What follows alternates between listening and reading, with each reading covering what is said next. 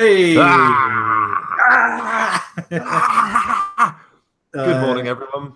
Good morning, good afternoon, and good evening, depending on what part of the world you're in. This is your main man, the YarlDM. Your main man. It's your boy, YarlDM, coming at you in the morning with a... It's also 2008. Coming at you with a video. Also, Rob is here for Performance Check. Hello, how's it going? And we're going to talk about STARMETAL because... STARMETAL. Ooh, I like that much more. Because today is the day that the big Kickstarter comes out, that Absolute Tabletop are putting out. Dead Man's Guide to Dragon Grin. Go and check that out on Kickstarter. We'll put links in there. It's already in there, actually, because I'm... today, very productive, and it's already in there. You're very productive today. I am, yeah. Unusually so. Yeah, so we're going to look at this list of questions called My30DayWorld. Is that what it's called? That certainly is My 30-Day World. 30 days of build-up to the Kickstarter, in which we can all talk about our own stuff and obsess in minutia over what we like doing, which is great. It's a great idea. I told Tim this is spectacular. Yeah, okay. Well, we haven't prepared this 30-second pitch for STARMETAL because it's still a relatively new setting. So are you going to take 15 seconds and I'll take 15 seconds? Okay, yeah. I'm going to time it. Okay. Okay, hang on. That's a good idea. That'll be fun. Stopwatch. Okay.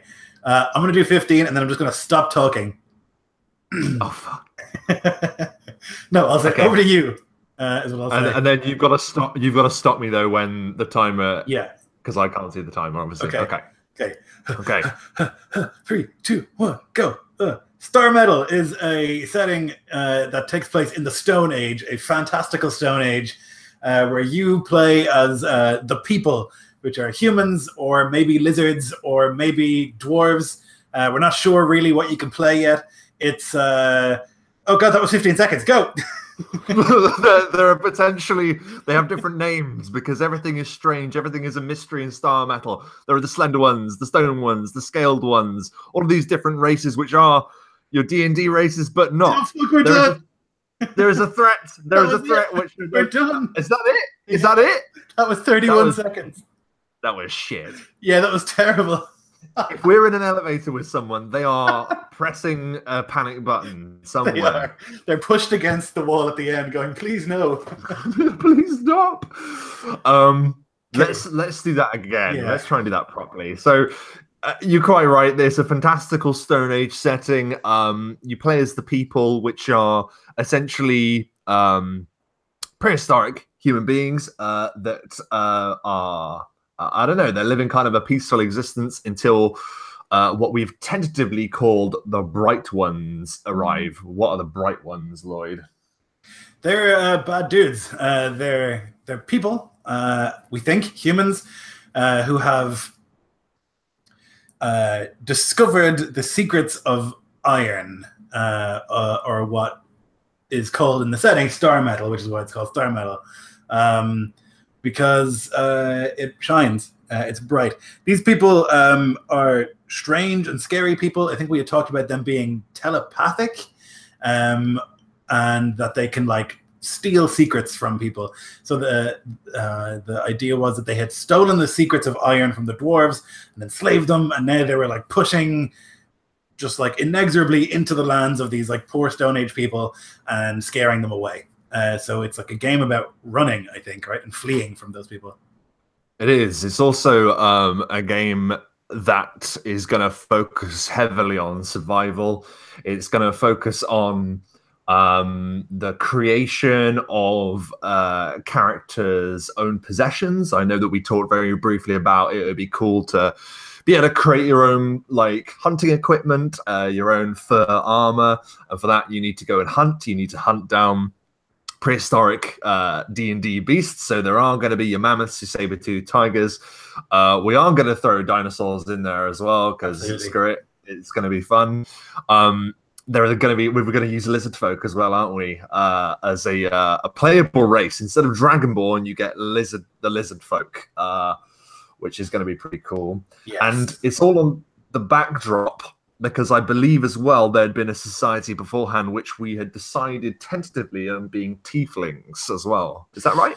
Right. Yes, that is right. Yeah, we had talked about that there had been a society and it had all like collapsed and fallen apart. And the tieflings have dreams or something that they remember those ancient days, something like that. God, this is great. Yes. It is great. Like, I mean, we had a good time making it, but then we put it on back burner because we're working on other stuff. But yeah, the world is populated by huge and terrible things: giant crocodiles, apes, eagles, dinosaurs. It's a primordial hellscape, as you've written, which I think is a very good descriptor of it. We do. So let's talk. So okay, that was our pitch. You basically just got like the rough, very rough idea of what the setting is. So let's try and tackle more of these questions while we're here, because we're not going to do Star Metal every day. We're going to try and do other settings every day, I think, but maybe not this one. We'll try and hit a few of these. Let's see. What is the name of your world? Why is it called this? I think we covered that, haven't we?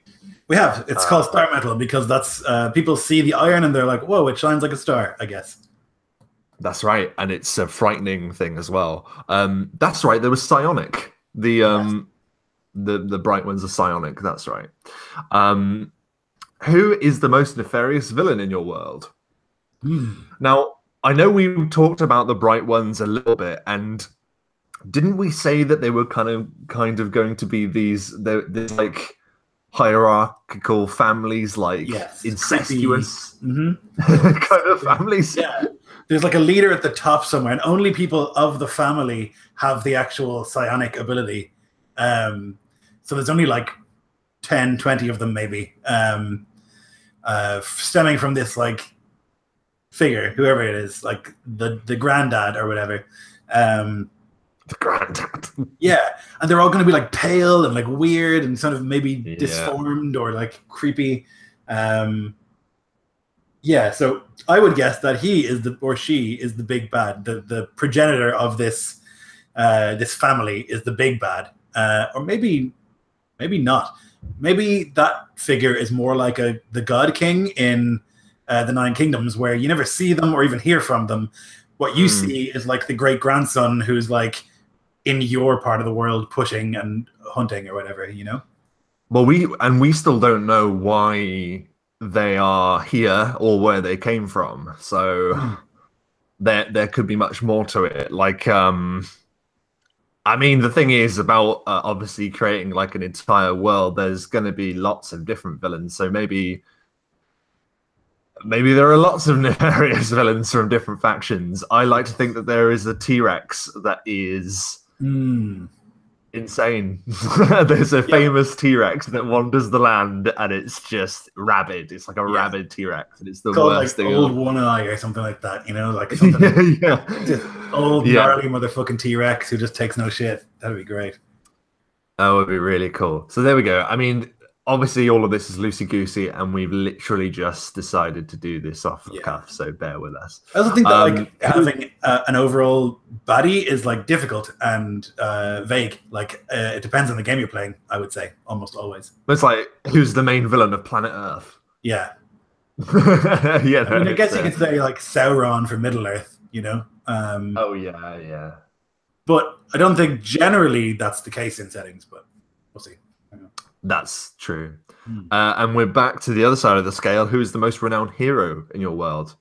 We don't know this, but it is you, the player. You, the player, yeah. Obs.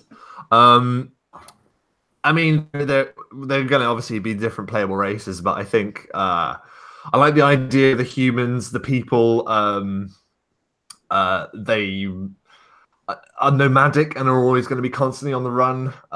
So I imagine heroes will emerge from that as they are trying to get their tribes to safety. Because it's kind of like a continually moving thing, isn't it? Like they never stay still. They're always on the run. Yeah, you got to keep moving, or else those creeps are going to catch up with you. And the thing that's scary about that is you don't know where you're going or what you're walking into. You have to just keep moving, and there might be scary stuff in front of you, but there's definitely scary stuff behind you, so you're going to have to keep going. That's right. So as of yet, you are the hero. That's the Yeah. the main thing.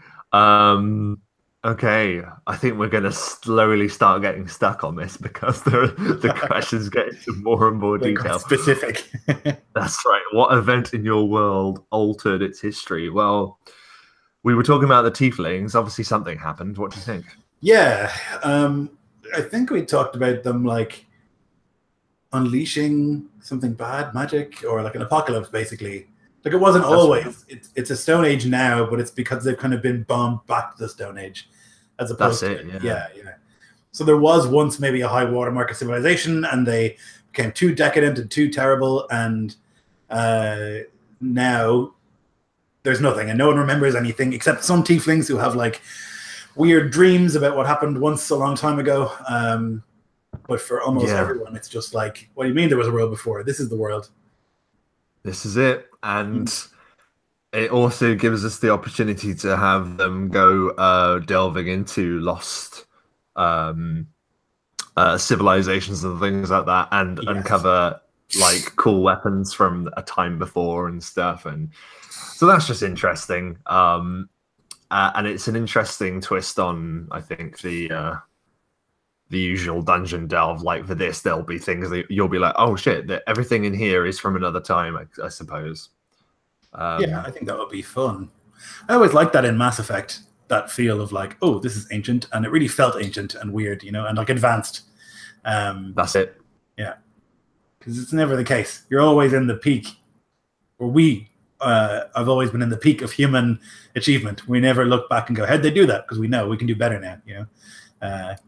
Which is interesting. Yeah, it's also cool to find civilizations that are way beyond the peak of humanity as well. They're just so much more advanced. That in itself is quite frightening. I suppose that's a theme of STARMETAL, is the advancement of technology or industry, I suppose, because the people themselves don't have STARMETAL. It's only the villains, bright ones. Yeah, the bright ones. So that's also quite scary. Where do we get to? Right. Fucking smashing it. Next. Sort of. How prevalent is magic? Where does it come from? Oh, this is really great because we've decided that specific magic goes to specific races. If you want to do like, it's kind of a little bit like Iskloft in the sense that, you know, only women can do specific types of magic and the like. So, for instance, humans have shamans, and I'm just reading from our doc here, Lloyd, so forgive me, but elementalists, stormcallers, fire tenders, earth shakers, water shapers. And it's obviously a very dangerous thing. Using magic for them is very dangerous because wasn't it that the event that happened before was because too much magic was being used in the first place and it just went fucking nuts? Yes, I think so, yeah. I think there was like this decadence that happened, and there was like sorcerer kings and all those sorts of stuff, and then there was like an apocalypse that happened, magically apocalypse. So I think magic's meant to be real scary in this setting. Definitely. So the only tieflings were able to use arcane magic, I believe. I think that was right anyway, because they're obviously the descendants of the tieflings before, the horned ones. Or was it only? Did we decide that only the scaled ones, only the lizard folk could do druids? Yes. Yeah, they're basically druids and shamans, maybe. Yeah, and then we do have elves and dwarves, but we haven't really spoken about what kind of blood rituals. Elves do blood magic. Elves are the only ones who can do healing magic. I think we talked about, right? They're the only ones who can do cleric magic, which makes them real scary because they won't die. They'll just keep coming after you.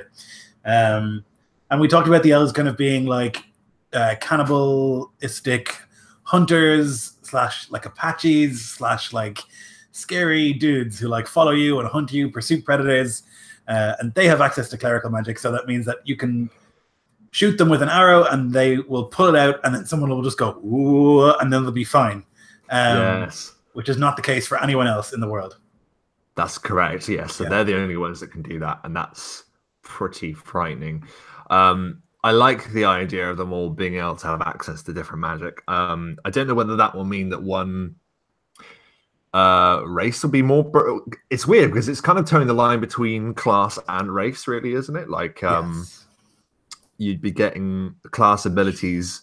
Well, I suppose you'd still have to have the class to learn it. I suppose they still have to learn how to use it, but You would to be just be honest, I don't limited think- selecting a class based on your race. So if you wanted to be a human, you could not be a druid or a cleric. Yeah. Yeah, that's right. Although to be fair, I'm sure to begin with we'll stick to only human characters to begin with, I guess, and start to work up from there, I guess. Yep.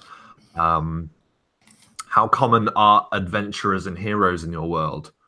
Zilch. None. The concept of adventuring doesn't exist. It doesn't exist. Yeah, it just doesn't exist. I mean, there is no written word. There is no. There's not even houses. You know, like everyone lives in a tent. Everyone's a nomad. Like it's really Stone Age. Like really, really, really far prehistory. So yeah, that stuff just doesn't exist. The concept of adventuring is a mystery. It's only to survive. Yes. Keep moving and survive. Yeah, that's basically that, isn't it? Really.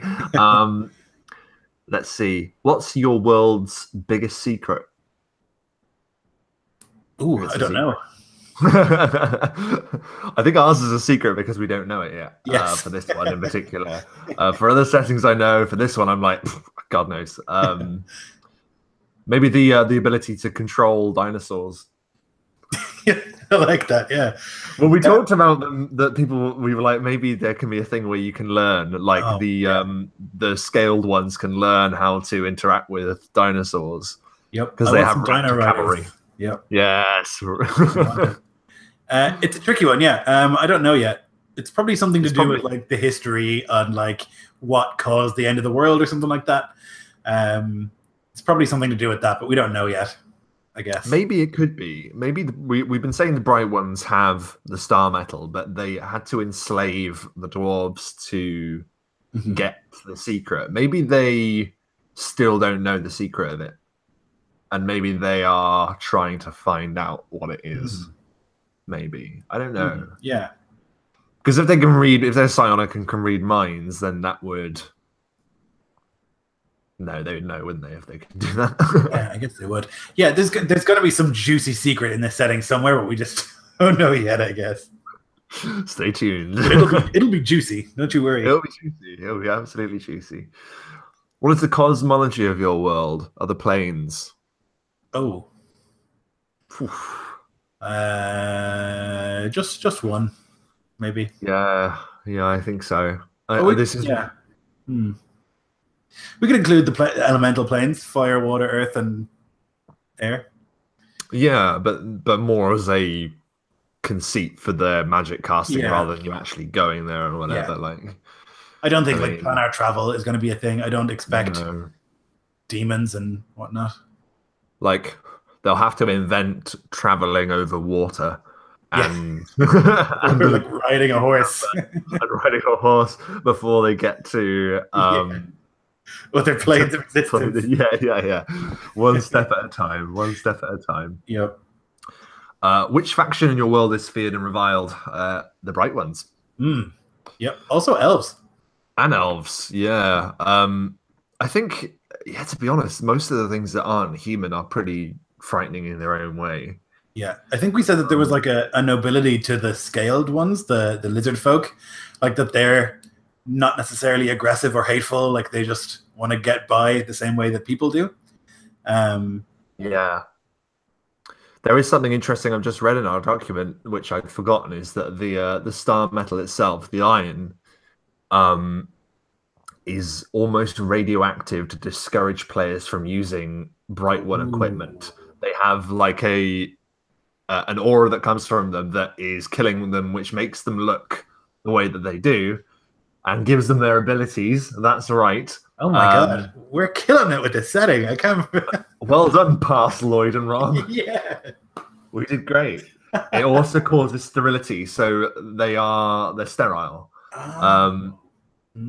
So as great as they are, their future is also in question, which I quite like. I like that a lot. So maybe the actual family don't use it. Or maybe. You I know? don't know.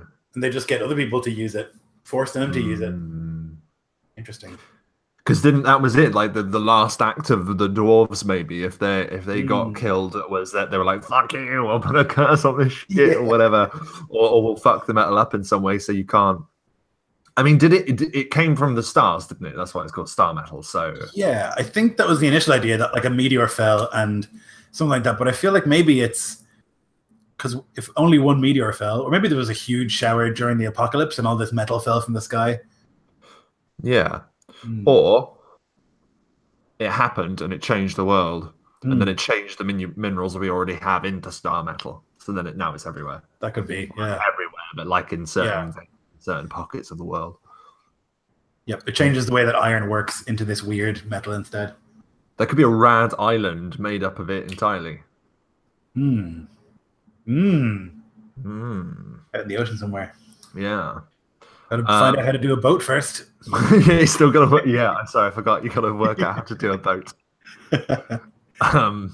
Who opposes evil and injustice in your world? Well, there isn't really a concept for injustice because there isn't really a justice system. There is injustice because there's always right and wrong and fair and not fair. But I think as a concept, justice and injustice don't really exist in a Stone Age world. Yeah, you live or you die. There's no laws or anything. No. Although I suppose there must be something to be like, hey, you don't steal my stuff, I don't steal your stuff. Yeah. But I feel like that's probably on a tribal level. Like, these are the rules that we have in place. But, like, is it justice? Injustice? What iconic monsters exist in your world? Now, didn't we say that there were definitely going to be specific D&D monsters in here? Like we've said, there aren't going to be like dinosaurs and saber-toothed tigers and things like that. But did we say that there weren't going to be like beholders or something like that? We said there were going to be aberrations, but not. That was it. There are. That's right. So there are aberrations, but there weren't like orcs or something weird. Like, because I think we said like those ancient sites or whatever have corrupted things into becoming aberrations. So like mind flayers and aboleths and beholders and stuff. That kind of thing. So they're all mutants from the event rather than being there originally. Yeah, I think that was the idea, that they would like that they have become mutated and like disformed from the event.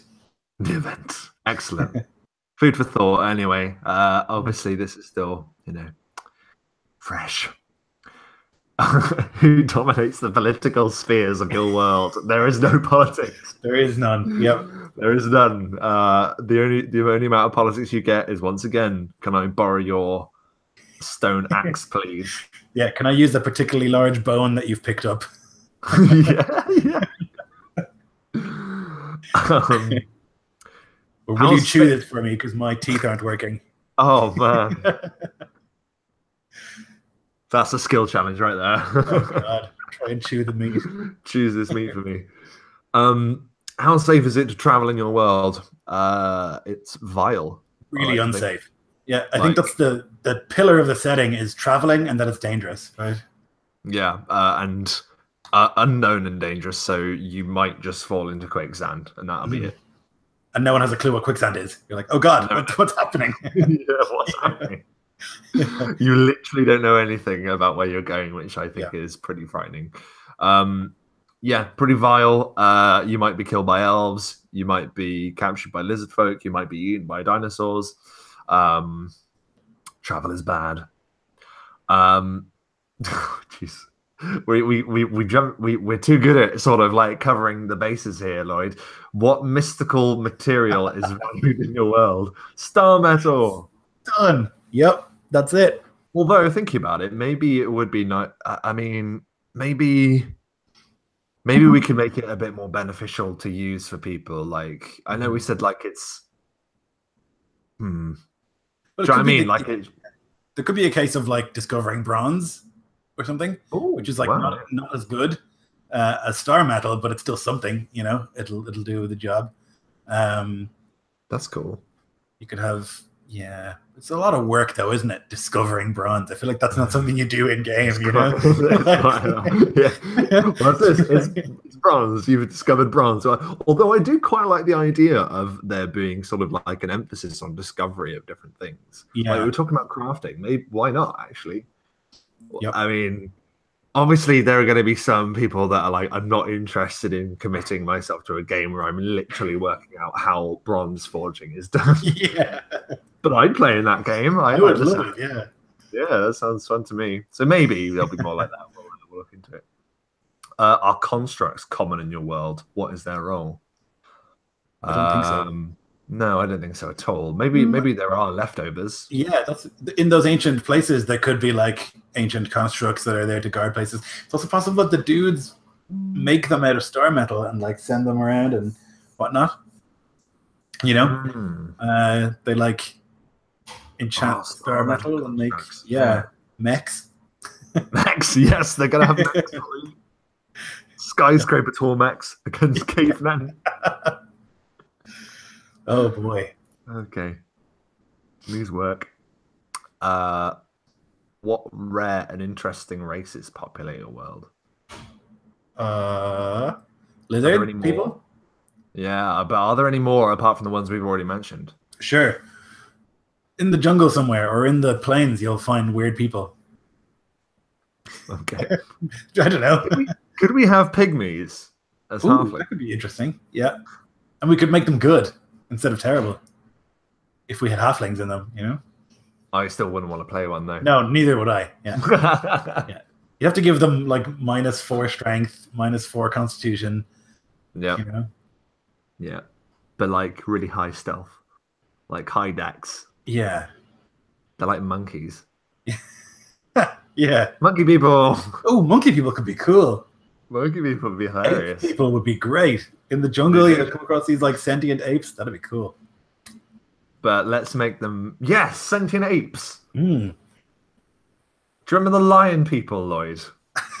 I do remember the lion people who lived. I found the file of our Dice Cast episode about the lion people. Maybe we should put the lion people in there as well. Oh yeah, I mean, go in for a penny. Okay, there's a big maybe over ape people, lion people. We will see about the interesting races. Although I think it'd be hilarious. What relics of the past shape the present? Do we have any ideas for relics, Lloyd? Fucking killing it with the setting, just nailing all the questions.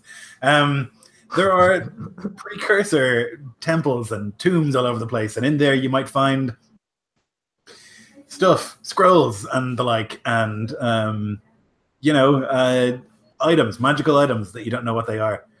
Can you imagine if they found they said like, oh, there's allegedly legend tells of an ancient weapon from the time before, and they go into this huge cavernous shrine or whatever that from thousands of years ago, and they're expecting like a spear or a hatchet or a sword, and they open it up and it's a catapult. Oh my god, yeah.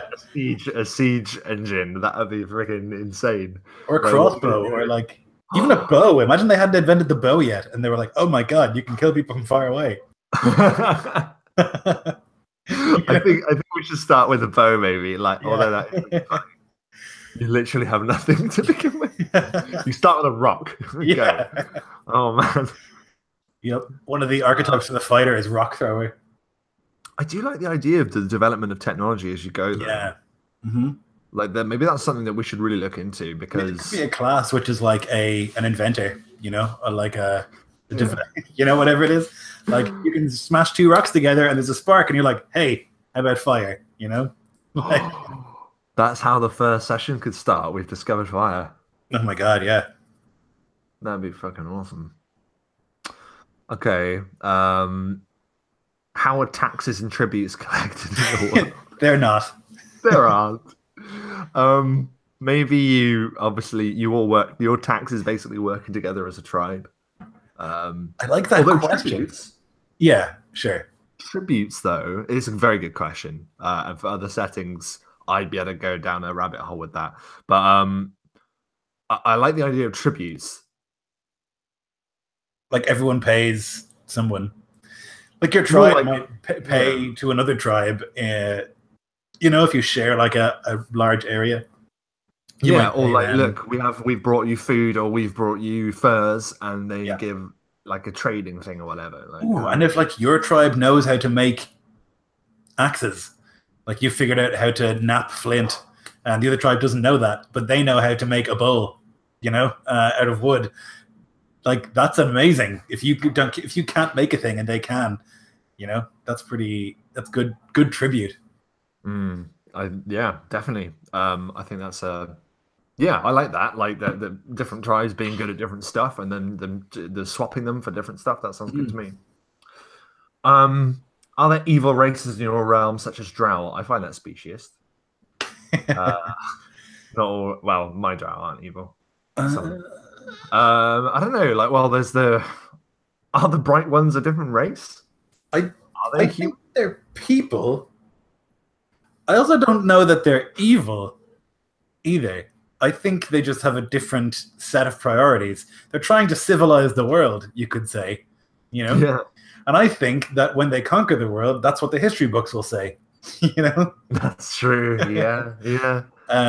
They brought light and civilization to all the savages who lived in the plains. That's it. They see them as savages. Yeah. Trying to integrate them into their society. So evil, really, point of view. Anyway, that's a different discussion, isn't it? Yeah, it is. Are there many underground locations beneath your world? Well, absolutely there are. Sure, yep.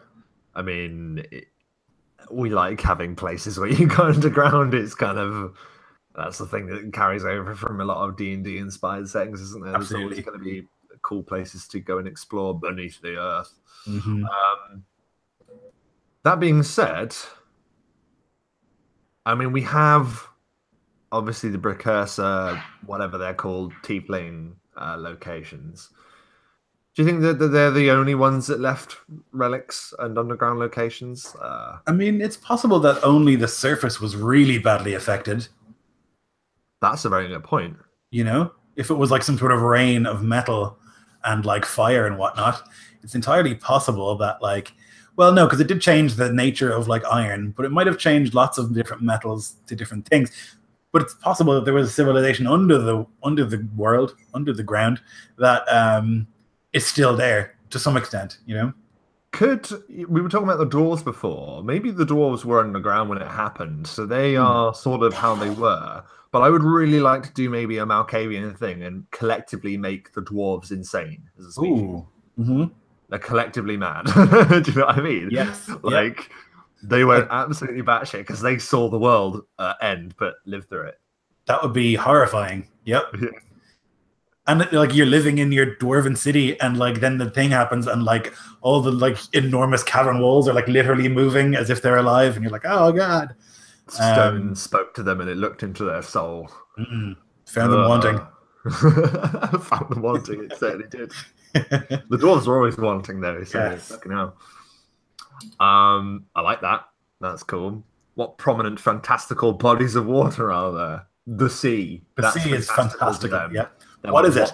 What the hell is the sea? It's water, but it doesn't end. What is it? It doesn't end. You can't drink it. Yeah. What's it for? What's it going on? And there are obviously going to be the aquatic dinosaurs in there, obviously. Oh God, yeah. Mm-hmm. The huge, whatever it's called. I know the boy from Jurassic World. Jurassic World one, yeah. Yep. Hell. That would be terrifying.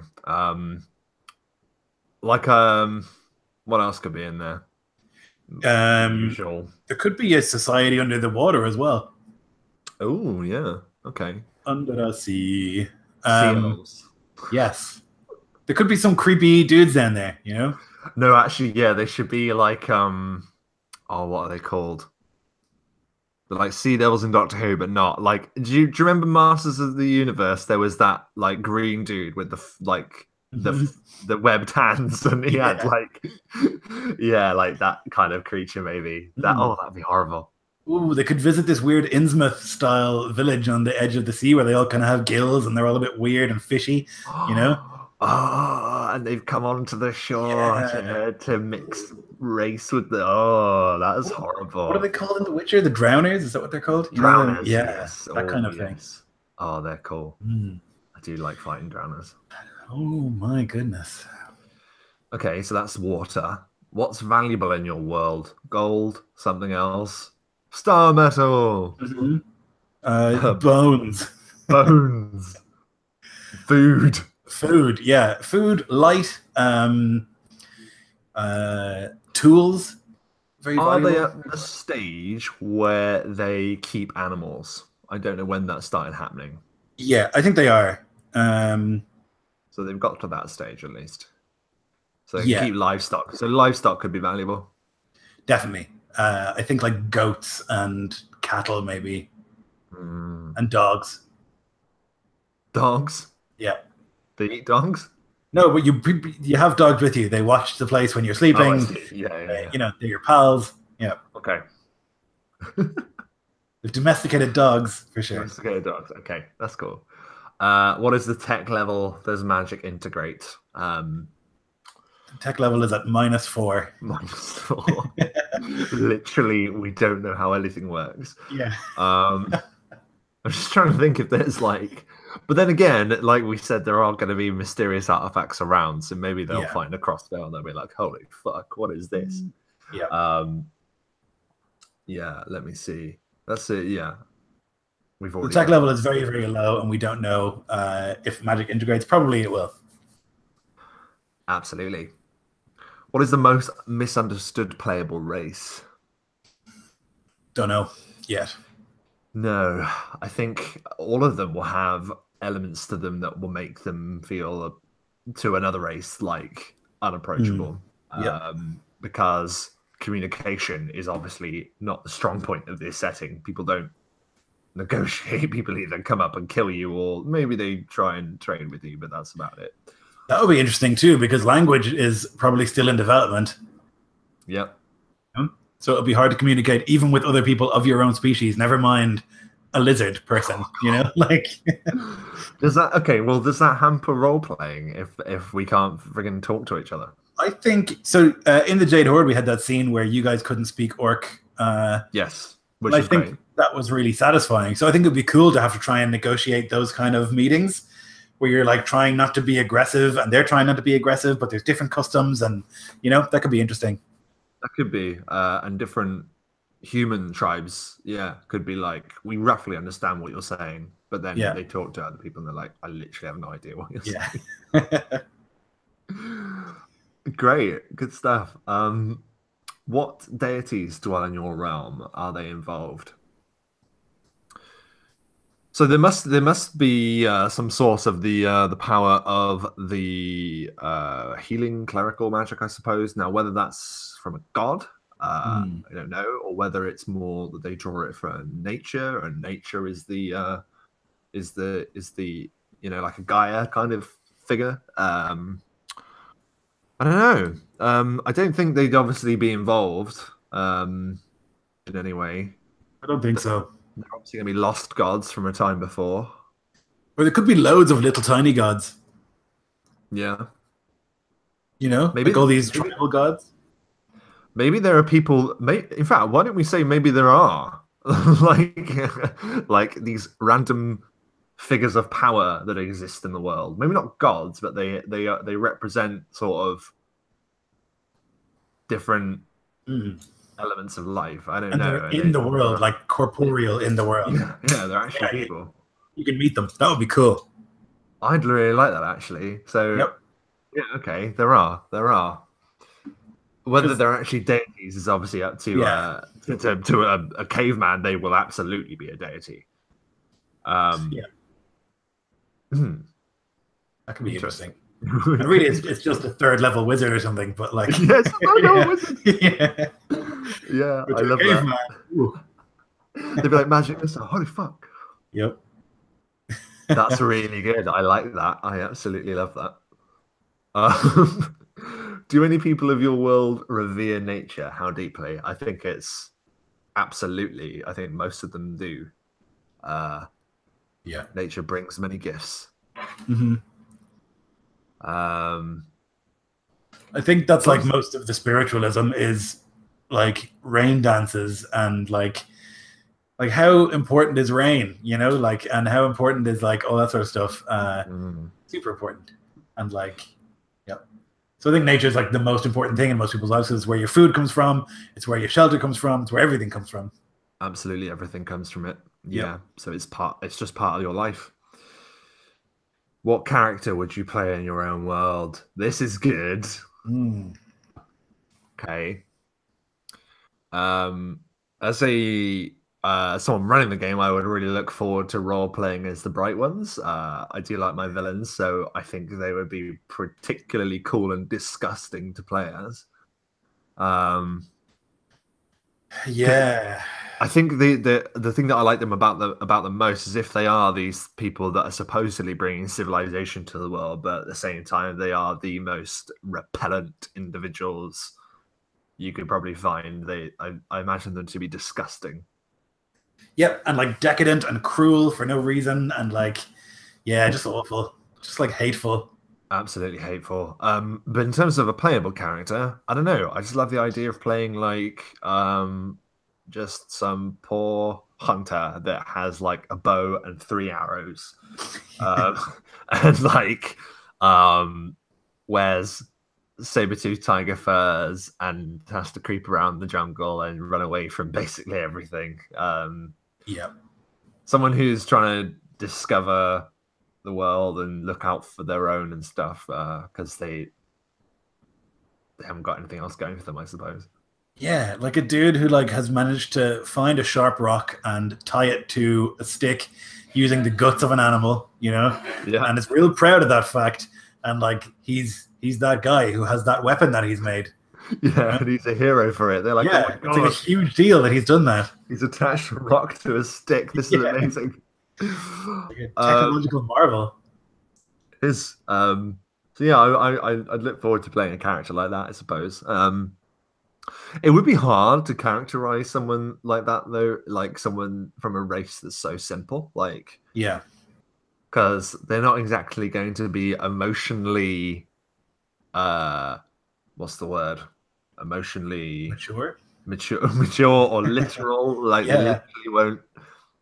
Yeah, conversations would be much more abrupt, I think, because you can't really give a speech, can you? You know, like even that concept doesn't exist. Like, why are you still talking? You know, you've communicated.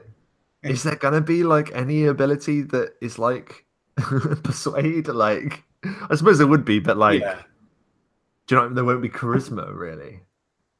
Well, I think still you need people to follow you. You need to be able to like. I feel like charisma is still going to be important. You need to like communicate, and maybe it's more important because you need to use, rather than just using words, you actually have to use your gestures and like your mannerisms to communicate. You know. That's true. Maybe more animalistic, isn't it? Like showing your size and showing your presence. Yep. Yeah. No, fair play. Yeah, I stand corrected there. That's a good point. So yeah, that would be fun to look at. I also would love to play a lizard folk. I think this would be the only occasion where I would be intrigued to play one, because I think they would just be funny. I think they'd be really funny. And they take everything literally, I think. Didn't we just say that? They're like, they take everything literally, like there's no kind of metaphor or anything like that. They just all communication is like basic and as like immediately abrupt and to the point, and like there's no no similes or metaphors. It's all just literal. That would be very funny. What is a legendary relic of power in your world? The catapult. Yeah, the crossbow. The crossbow. Maybe there is something that there's like one piece of star metal that has been made into something like the first sword, maybe, or like a. The first sword would have a lot of like cool symbolism around it. Like the first. Because it's designed exclusively for killing, isn't it? A sword. So it would have like all this weird mysticism attached to it. The first murder weapon. The first murder weapon of all time. Yep. Yeah. Well, what weapons would the bright ones use, if not swords, then? Yeah, I think swords, spears. But I like the idea of them having like more advanced weapons. Like I feel like the people are using spears and clubs, while the bright ones would have something more sleek and dangerous. Yeah, absolutely. Swords, I think that's curved things. Yeah. Okay, so yeah, that would be pretty cool. And harsh weapons like maces or something, or clubs. Yeah. For the majority of them, just heavy rocks. And finally, are the lands cartographed? Where are the boundaries? Nope. Nope. Nobody has a clue. No one has a clue. I feel like people know roughly, like maybe 50 miles from where they live. That's their world. You know, in each direction, they know about 50 miles away. That would be like your extreme range of hunting and scouting and stuff like that. So beyond that, it's just a fucking mystery. You have no idea what's out there, and you get to beyond that point, and you're like, it could literally be anything. It could like, be anything. The world might just stop there. You know, you don't know. Like, so yeah, I feel like it's total mystery, and that's like a why you're exploring. So I feel like exploring is, of the 3 pillars of roleplay, that exploration is like the biggest one in this game. Yes, absolutely. To find stuff. I completely agree. Boom. Cool. We fucking did it. Smashed it. STARMETAL. It will develop it more. Obviously, this is very, very bare bones, but that's the start of it. I've gotten real enthused about it again now, Rob, for fuck's sake. I really, really like it. I really like it. And there's a lot of settings. Yeah. Because I recently made another setting quite recently, and I've got my 9 kingdoms, and oh my goodness, you've got Jade Horde and Iscloft. Do you have another one? Didn't you have like another one that's like a tiefling one? Did I make that up? No, I had a gothic-y horror one. That was it. Bloodgrave, yeah. I don't know how much I'll do there. I'm also thinking about doing another one because I'm going to be running Blades in the Dark a lot because that's on my my radar in a major way. So maybe I'll have to make something for that. But that has a really good setting anyway.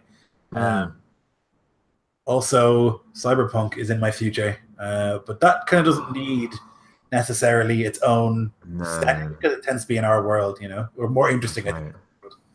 But yeah, all that stuff's like it. So thanks. That was good. We smashed it.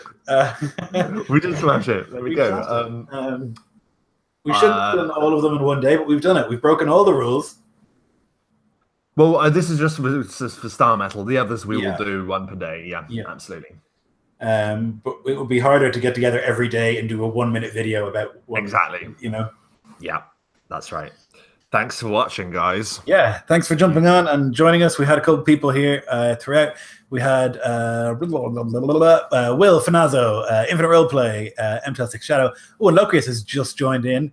He has a question. What about your Egypt setting? Oh, yeah. Yep. God damn it, Locrius. Now I'm going to have to talk about that. Not right now, but I will talk about it over the next month or so. We will. Heptara, I think it was called, which is like a sort of Assyrian, Egyptian, like, you know, that sort of cradle of civilization area thing. Oh, I was really enthused about that, and it never happened. Oh no! Now I have more things to do. More things. Yep. Okay. Well, thank you, you wonderful people, for joining on and jumping and talking in the middle of the day. Thank you for that. We didn't read any of your comments, but I'm sure they were great. We were too busy smashing through this. Smashing it. Yep. So thanks for watching, and we'll see you next time. Bye. Take it easy.